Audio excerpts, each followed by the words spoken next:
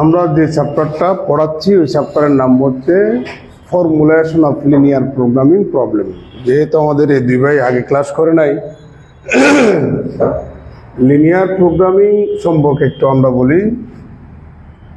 একটা আদর্শ linear programming প্রবলেমের চারটা অংশ থাকে। একটা হচ্ছে অবজেক্টিভ ফাংশন, দুই নম্বর হচ্ছে কন্ডিশন বা কনস্ট্রেন্টস, তিন নম্বর হচ্ছে রেস্ট্রিকশন বা সীমাবদ্ধতা, চার নম্বর হচ্ছে ডিসিশন ভেরিয়েবলস বা সিদ্ধান্তমূলক চলক। অবজেক্টিভ ফাংশন হচ্ছে তাকে আমরা জেড দ্বারা ডিনোট করি। সেটা ম্যাক্সিমাইজও হতে পারে, মিনিমাইজও হতে পারে। C1 x1 plus C2 x2 plus C3 x3 plus up to plus Cn xn। এই ফাংশনটা জেড ফাংশনটা সেটা ম্যাক্সিমাইজও হতে পারে, মিনিমাইজও হতে পারে। সেই জেড ফাংশনটা কিন্তু একঘাতী। আমরা একঘাতী সমীকরণ বলেন, একঘাতী ফাংশন বলেন, একঘাতী সমীকরণকে বলি আমরা লিনিয়ার ইকুয়েশন, আর একঘাতী ফাংশনকে বলি আমরা লিনিয়ার ফাংশন। এবার দ্বিতীয় নম্বর হচ্ছে সাবজেক্ট টু দ্য কন্ডিশন, সংক্ষেপে এইভাবে করে লেখা হয় a11 x1 plus a12 x2 plus a13 x3 plus up to plus a1n xn। সেটা গ্রেটার দেন ইকুয়ালও হতে পারে, ইকুয়ালও হতে পারে, লেস দেন ইকুয়ালও হতে পারে। b1 ডান পাশেরটা কনস্ট্যান্ট টার্ম, এটা একটা কন্ডিশন বা শর্ত, কনস্ট্যান্টও বলা হয়। এটাও কিন্তু linear একঘাতী। a21 x1 plus a22 x2 plus a23 x3 plus up to plus a2n xn। এটাও গ্রেটার দেন ইকুয়াল হতে পারে, ইকুয়াল হতে পারে, লেস দেন ইকুয়াল হতে পারে b2। এটাও কিন্তু লিনিয়ার। এভাবে যদি আমরা প্রসিড হই তাহলে পাবো am1 x1 plus am2 x2 plus am3 x3 plus up to plus amn xn greater than equal অথবা ইকুয়াল অথবা লেস দেন ইকুয়াল bm। একটা দুইটা m সংখ্যক কন্ডিশনস নিলাম। এই কন্ডিশনস গুলাকে বাংলায় বলা হয় শর্তাবলী। কন্ডিশনসকে অনেক সময় কনস্ট্যান্টসও বলা হয়। এখানে যেসব ভেরিয়েবলসগুলো আমরা দেখতে পাচ্ছি x1 x2 x3 up to xn, এইসব ভেরিয়েবলসগুলোকে বলা হয় ডিসিশন ভেরিয়েবলস বা সিদ্ধান্তমূলক চলক। তাহলে তিনটে part, they are all greater than equal 0। এটাকে বলা হয় রেস্ট্রিকশন বা সীমাবদ্ধতা। একটা লিনিয়ার প্রোগ্রামিং প্রবলেমের চারটা অংশ থাকে। একটা হচ্ছে অবজেক্টিভ ফাংশন, দুই নম্বর হচ্ছে কন্ডিশনস বা কনস্ট্যান্টস, তিন নম্বর হচ্ছে ডিসিশন ভেরিয়েবলস, চার নম্বর হচ্ছে দে আর গ্রেটার দেন ইকুয়াল 0 মানে রেস্ট্রিকশন বা সীমাবদ্ধতা। দেখুন অবজেক্টিভ ফাংশন এবং তার সকল কন্ডিশনসগুলা কিন্তু লিনিয়ার।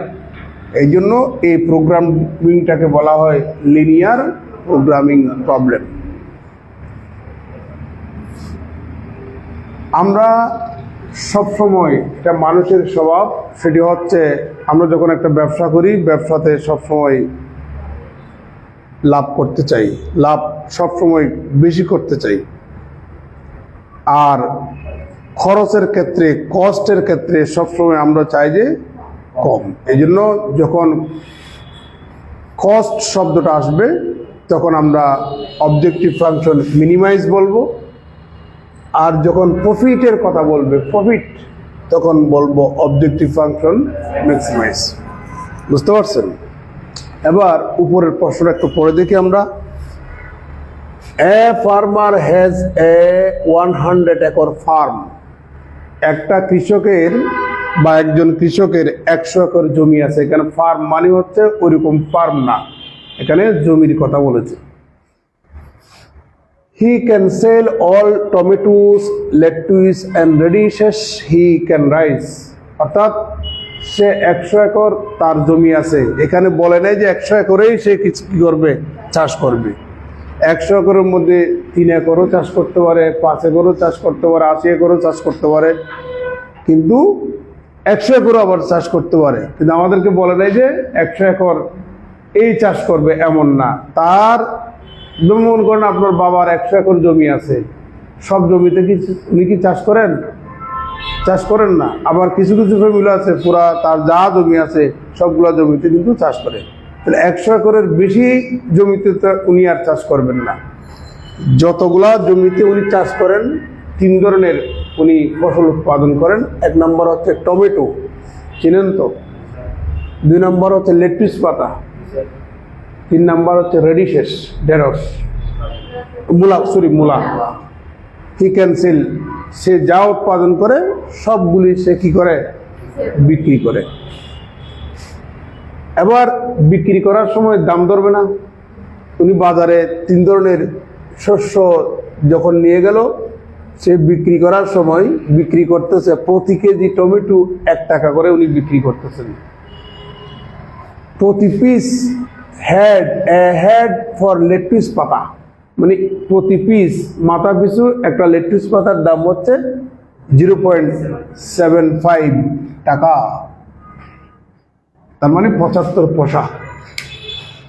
আর মূলা বিক্রি করে প্রতি কেজি 2 টাকা করে। বুঝতে পারছেন? লাভ মানে কি? লাভ মানে হচ্ছে এই যে প্রফিট মানে হচ্ছে তার যত সব বিক্রয় মূল্য থেকে তার যত কস্ট হয়েছে, এখানে তার ক্রয় মূল্য হবে না, বিক্রয় মূল্য থেকে তার যত কস্ট হয়েছে, কস্ট যখন আপনি বাদ দিবেন আপনি প্রফিটটা পাবেন। এই জন্য আমাদের ওনার কত টাকা শস্য বিক্রি করছে ওটা বের করার পরে তার বিভিন্ন ধরনের খরচ হয়েছে, যেমন সারের জন্য খরচ হয়েছে, ফার্টিলাইজার, একটু পরে আসতেছি, রোপণের জন্য রোপণের জন্য খরচ হয়েছে, তারপর চাষাবাদ করার জন্য খরচ হয়েছে, কর্তনের জন্য খরচ হয়েছে, লেবারের খরচ আছে। এই খরচগুলা যখন উনি বাদ দিবেন উনি প্রফিটটা পাবেন। তাহলে কোথায় কোথায় খরচ হয়েছে দেখি। The average yield per acre is 2000 kgs of tomato। সে যত একর জমিতে টমেটো চাষ করে, কত একর জমিতে টমেটো চাষ করে আমরা জানি না। তার তো মোট জমি আছে 100 একর। 100 একরের মধ্যে যত একর জমিতে উনি টমেটো চাষ করেন, প্রতি একর জমিতে সে 2000 কেজি টমেটো উৎপাদন করছে। প্রতি একর জমিতে 3000 পিস লেটুস পাতা উৎপাদন করছে এবং 1000 কেজি মূলা উৎপাদন করছে প্রতি একর জমিতে।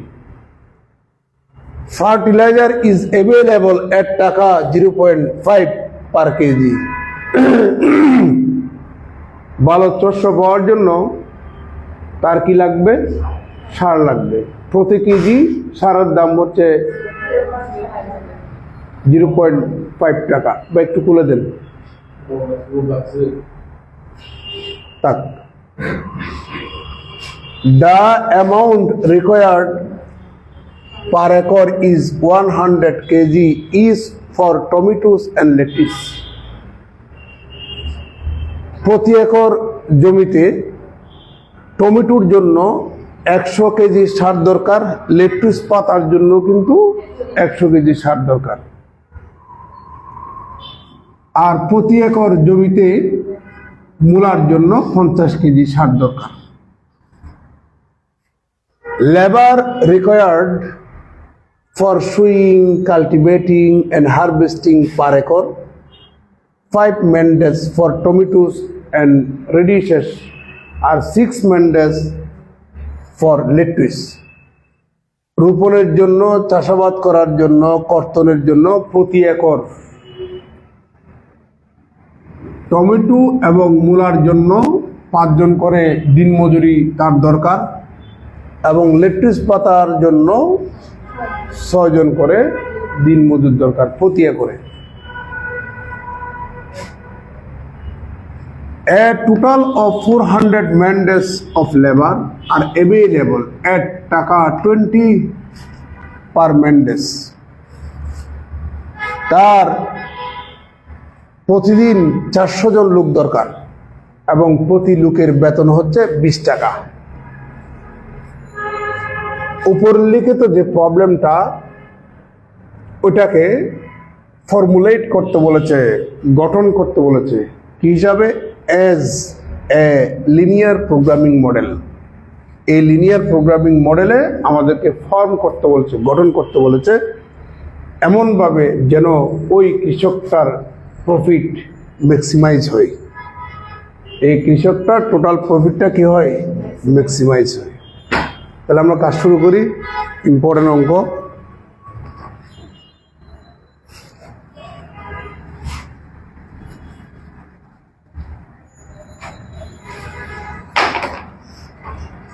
সলিউশনটা দেখুন।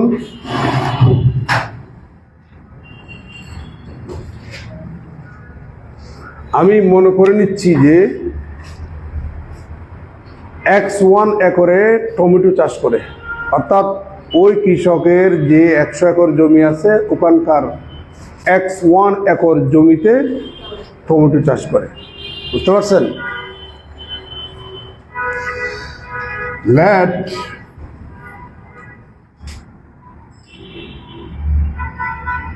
X1 acre for tomato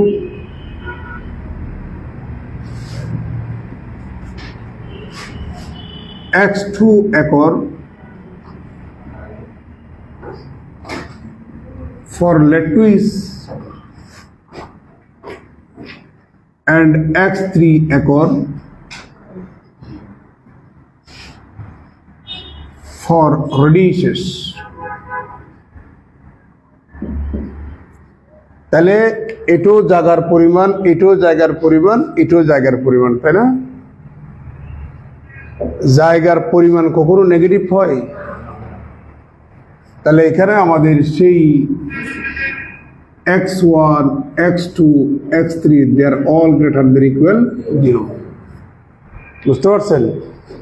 use করলে গ্রেটার দেন 0, ইউজ না করলে ইকুয়াল টু 0। কিন্তু জায়গার পরিমাণ কি হবে না, নেগেটিভ হবে না। তাহলে আমাদের একটা লিনিয়ার প্রোগ্রামিং প্রবলেমের 3টা অংশের মধ্যে 2টা অংশ কিন্তু অলরেডি চলে আসছে। Decision variables x1, x2, x3 আর they are all greater than equal 0, restriction 2টা চলে আসছে। এবার হচ্ছে আমাদের অবজেক্টিভ ফাংশন, প্রফিট। বুঝতে পারছেন? Objective function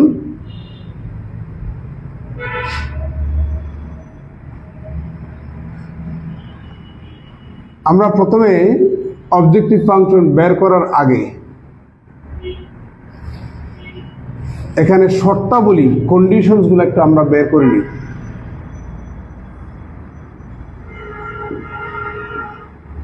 condition for farm, এই যে আমাদের x1 acre, x2 acre, x3 acre, এই 3টা x1 acre, x2 acre, x3 acre. আমি বলছিলাম x1 একরে টমেটো চাষ করে, x2 একরে লেটুস পাতা চাষ করে, X3 একরে মূলা বা রেডিশ চাষ করে।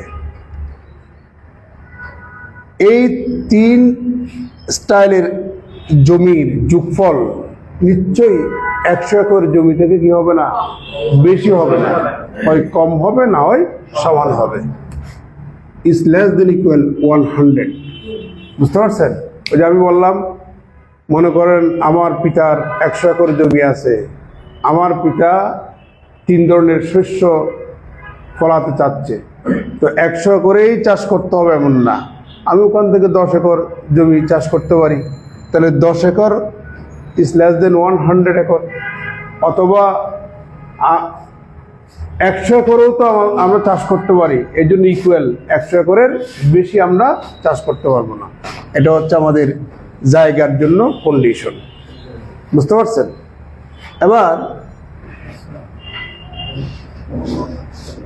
এই কথাবার্তা নিষেধ, কথা বলিও না।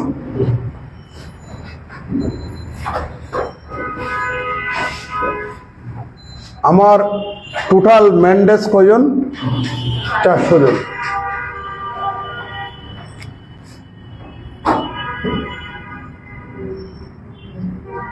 Condition for labour. বুঝতে পারছেন? ভালো মতো খেয়াল করুন।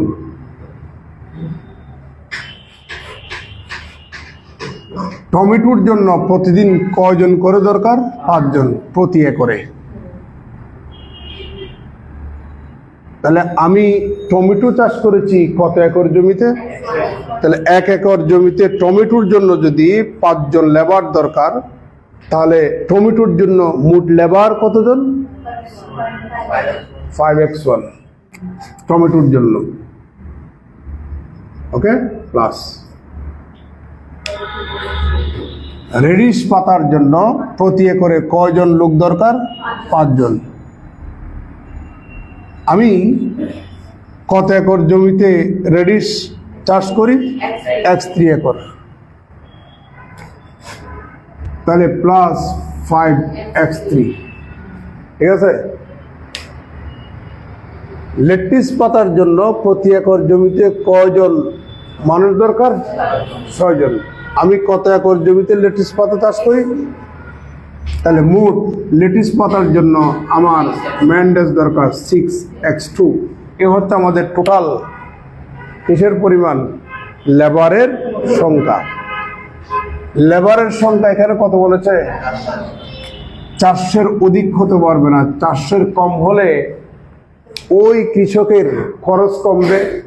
খরচ যখন কমবে আমাদের প্রফিটটা কি হবে? ম্যাক্সিমাইজ হবে। এই জন্য লেস দেন ইকুয়াল। বুঝতে পারছেন? তাহলে আমাদের 2টা শর্ত পেলাম, আর কোনো শর্ত নেই। এবার হচ্ছে আমাদের সেলিং প্রাইস এবং কস্ট।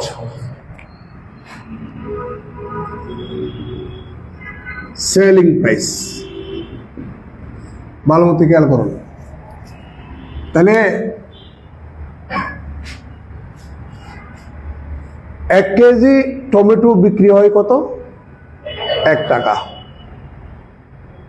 প্রতি একরে আমার টমেটো পাওয়া যায় 2000 কেজি প্রতি একরে। তাহলে আমি টমেটো চাষ করছি কত একর জমিতে? তাহলে টোটাল টমেটো কত কেজি পাওয়া যাবে?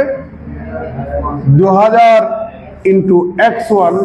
এ হচ্ছে আমাদের টমেটোর সংখ্যা, কেজির সংখ্যা, এবং প্রতি কেজি টমেটোর বিক্রয় মূল্য কত? 1 টাকা। তাহলে সেলিং প্রাইস এখানে পাচ্ছি আমরা 1 ইন্টু 200 x1, ঠিক আছে, প্লাস। এবার লেটুস পাতার জন্য প্রতি একর জমিতে লেটুস পাতা পাওয়া যায় 3000 পিস। আমি লেটুস পাতা চাষ করি x2 একর জমিতে। তাহলে মোট লেটুস পাতার পরিমাণ হচ্ছে 3000 x2, এবং প্রতি পিস লেটুস পাতার প্রাইস হচ্ছে 0.75। তাহলে 0.75 ইন্টু 3000 x2 প্লাস, ভাই আপনি ঘুমাচ্ছেন কেন? ঘুমাইলে তো আমি আর পড়াইতে পারবো না।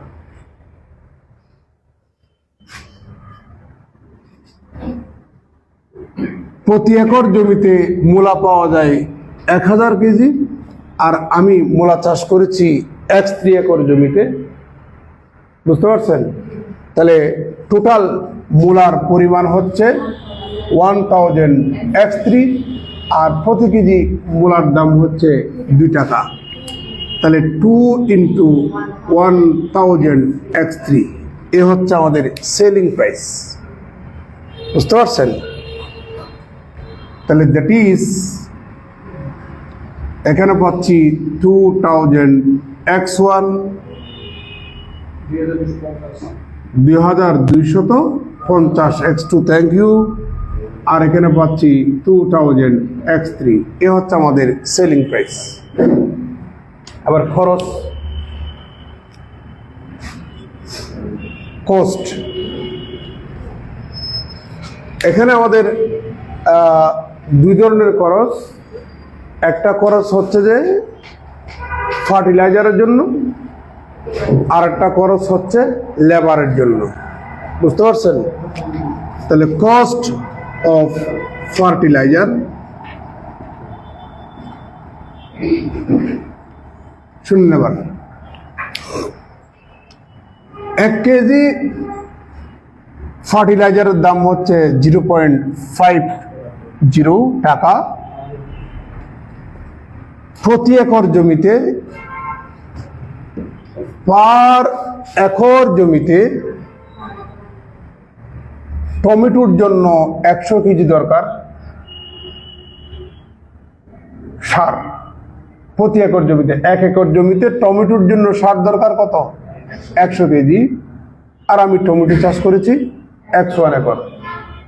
তাহলে টমেটোর জন্য মোট সারের পরিমাণ হচ্ছে 100 × 101। আর প্রতি কেজি সারের দাম যদি 0.5 হয়, তাহলে টমেটোর জন্য আমার সার দরকার 0.50 × 100 x1 প্লাস। কার কোনো আপত্তি আছে? এবার লেটুস পাতার জন্য, লেটুস পাতার জন্য প্রতি একর জমিতে লেটুস পাতার জন্য আমার 100 কেজি সার দরকার প্রতি একরে। আমি x2 একর জমিতে লেটুস পাতা চাষ করেছি, তাহলে মোট সারের পরিমাণ 0.50 × 100 x2। লেটুস পাতার জন্য এই পরিমাণ টাকা সারের জন্য খরচ হয়। আবার রেডিশেষের জন্য, মূলার জন্য, প্রতি একর জমিতে মূলার জন্য 50 কেজি সার লাগে। তাহলে আমার মূলা উৎপাদন করেছি কত একর জমিতে? x3 একর জমিতে। তাহলে x3 একর জমিতে আমার মোট সারের পরিমাণ হচ্ছে 50 x3, আর প্রতি কেজি সারের দাম হচ্ছে 0.50। এই হচ্ছে আমাদের সারের জন্য কস্ট। এটাকে একটু আমরা সাজিয়ে লিখি, বা একটু আমাকে ফিগারটা বলেন। তাহলে 50 x1, 50 x2,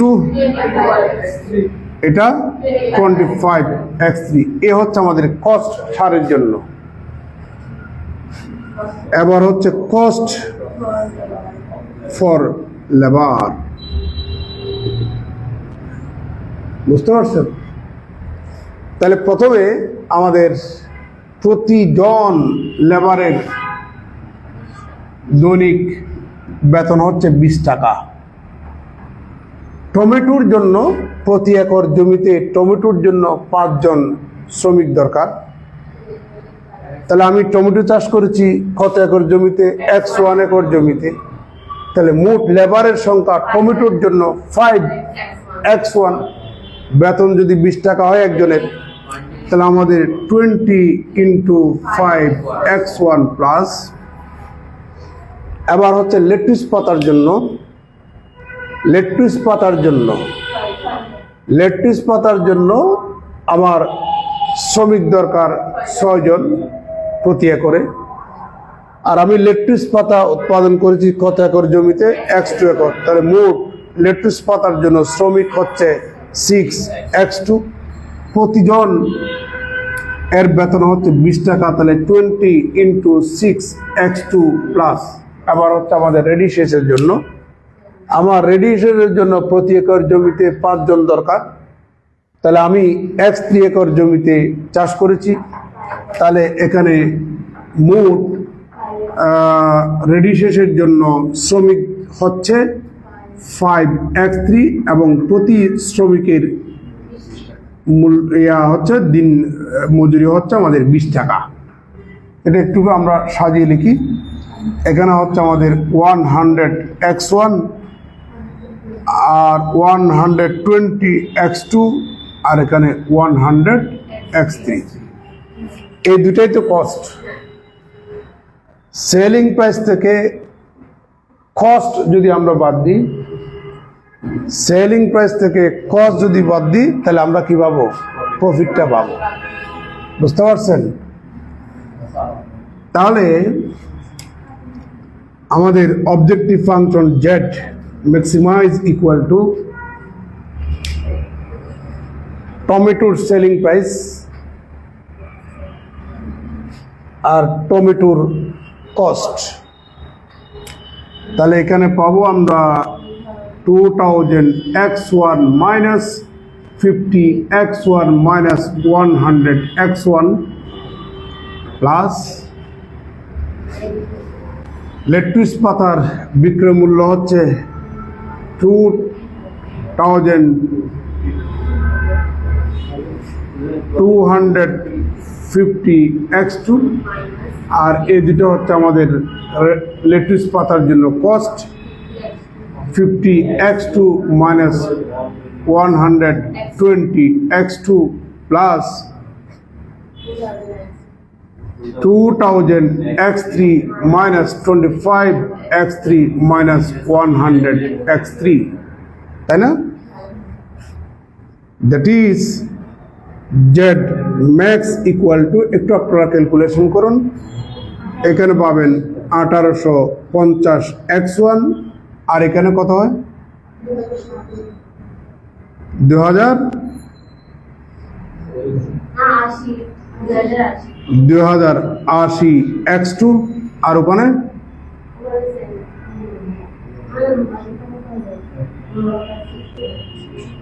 1875x3। এটা হচ্ছে আমাদের অবজেক্টিভ ফাংশন। নিচে লিখলে দেখা যাচ্ছে, এটা হচ্ছে আমাদের objective function. Subject to the condition x1 plus x2 plus x3 is less than equal 100, 5x1 plus 6x2 plus 5x3 is less than equal 400, x1 x2 x3 greater than equal 0. This is the required linear programming model. এখন আপনি আছে, এটা বেশ কয়েকবার পরীক্ষা আসছে।